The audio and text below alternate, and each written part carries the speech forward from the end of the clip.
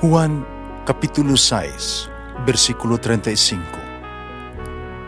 Si Jesus miingon kanila, "Ako mao ang pan nga naghatag sa kinabuhi. Ang muari kanako dili nagayod gutomon, ug ang mutuo kanako dili nagayod uhawon." Ang mga puno Pan sa kinabuhi. maglikon unta sa mong pagtuo ug gagakabi sa pagtuman sa imong mahal nga kasuguan. Ginoo manaa kaninyo. Santos ng Ebanghelyo sumala ni San Juan. Si Jesus miingon kang Nicodemo, "Ayo'y kahibulong nga ako nag-ingon kanimo, ay kinahanglan magpakatao kamo pag-usab. Ang hangin, moros bisan asa kini buot mo padulong. Makadungog mo ang paghuros ni ini, apan wala ka mahibalo, diin kinigikan o asa kini padulong. Ingon usab ni ini ang tanang mga tao pinaagi sa Espiritu. Unsa man pagkahimo ni ini nangutanas ni Nicodemo. Si Jesus mitubag, wala ka ba mahibalo ni ini nga inila ka mga unta nga matutudlo sa Israel? Sultihan ko ikaw. Gisulti na mo ang amuang nahibaluan ug matuod kami ang amuang nakita apan wala ninyo dawata ang among mensahe.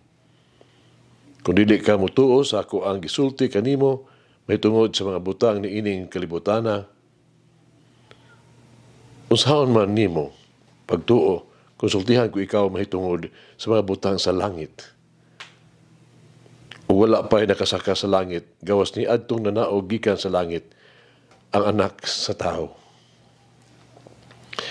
Ingon giisa si Moises dito sa kamingawan, ang bitin nga tumbaga, ang gibutang og tukon, ang anak sa tao, kinahanglan nga iisa usab, aron ang tanan nga mutuo kaniya, makabaton o kinabuhing walay katapusan.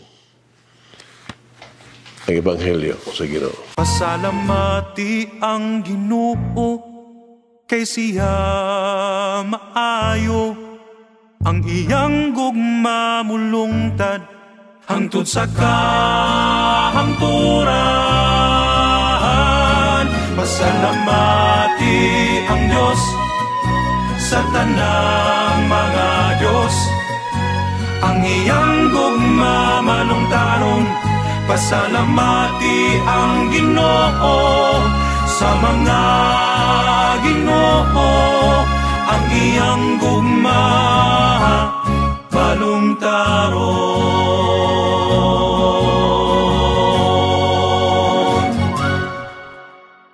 Si Nicodemo, si Ebanghelyo karon, bisan pa sa hataas kaniyang posisyon ug sa daghang kaniyang nakatunan sa kinabuhi, nagpadayon gihapon papangita sa kamatuoran, dili sama sa mga iyang kaubang mga Fariseo. Sa itong nabasa sa Ebanghelyo, dayag nga nakadahig siya sa mga pagtulunan o mga milagro ni Jesus. Ato silang panagtagbo, enkwentro, gisultihan ni Jesus si Nicodemo nga walay makasulod o makakita sa gingharian sa Dios nga dili mataw gikan sa kahitasan. Usa kadto ka deklarasyon nga dili wala masabte ni Nicodemo. Muna nangutana siya, ang usaon man pagkatao sa usa ka tao human sa katigulangon niya.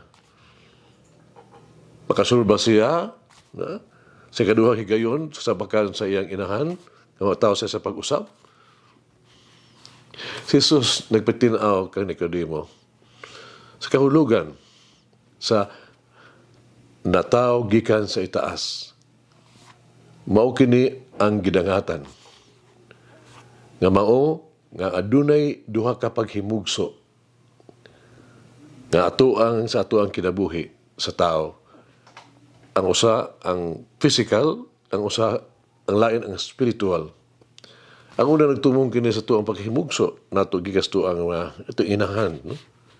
Pero kaduha ang atong pagka tao diha sa bunyag. Hindi ito pasabot kayo ni San Agustin sa pag-ingon ba, no?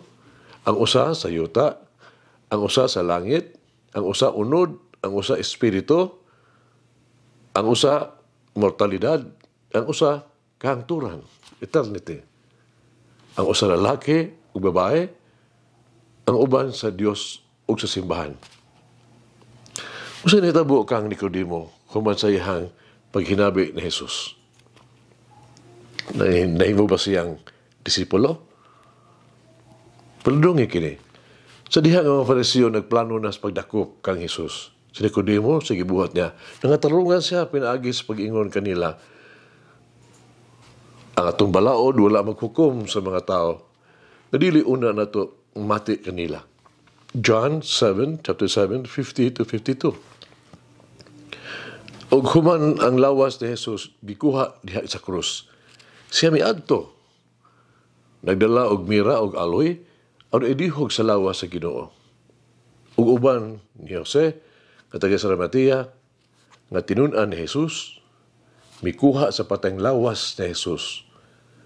O giputos kini sa mga pahumot ng mga panapton nga lino, sumala sa batasan sa mga Hudiyo sa paglubong.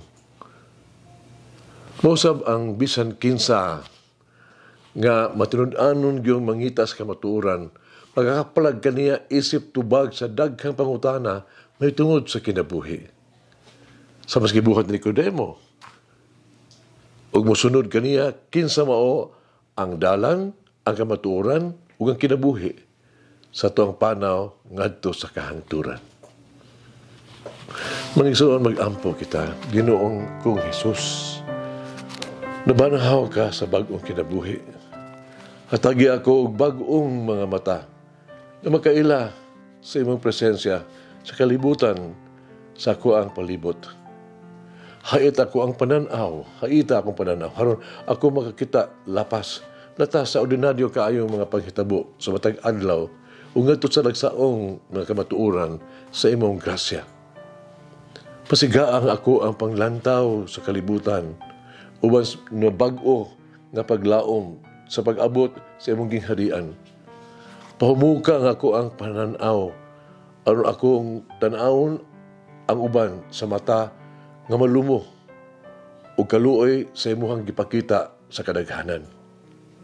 Hinaot, nga matag adlaw ni ining panahon sa Paskos pagkabanhaw, paghahatag o mga daklit sa imong himaya, ang imong sagradong ngalan, akong nag-ampo.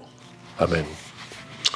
Mama Mary, lead me out of the darkness into the light of the divine will.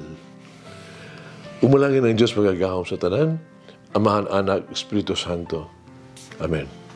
May the Lord of the divine mercy bless us all, heal us from all diseases and suffering. Ayun unta niya kita, tanang mga sakit na sa lawas o sa kalag, body and soul. In the name of the Father, the Son, and of the Holy Spirit.